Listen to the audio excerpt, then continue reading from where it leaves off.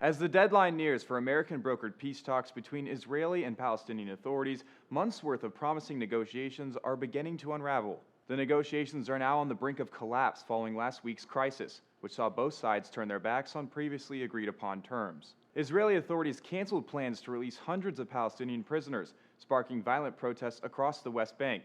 While widely unpopular in Israel, the plans to release prisoners were seen as a key provision by the Palestinian Authority. Meanwhile, Palestinian leader Mahmoud Abbas signed an appeal seeking membership into 15 international treaties and conventions in an attempt to bolster the status it gained in the United Nations in 2012, something the leader agreed he would not do. Reports are mixed on which side actually reneged first, with both sides claiming it was the other who was first to go back on their word. Sunday, Israeli Prime Minister Benjamin Netanyahu said the Palestinians would achieve a state only through direct negotiations with Israel, and that unilateral actions taken by the Palestinian Authority will be answered by unilateral steps taken on our side. Although he did not specify what action Israel might take, the New York Times cites local media outlets as reporting the country is preparing to block a mobile phone company from entering the Gaza Strip and providing 3G service in the West Bank, and to cancel plans for some development projects in the West Bank.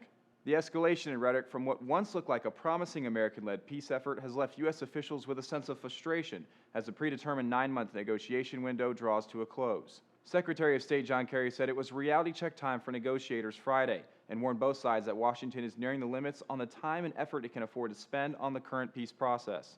The current window to broker a peace deal is set to expire April 29th. A U.S. negotiator is set to meet with both sides Sunday in an attempt to revitalize the peace talks. For Newsy, I'm John O'Connor.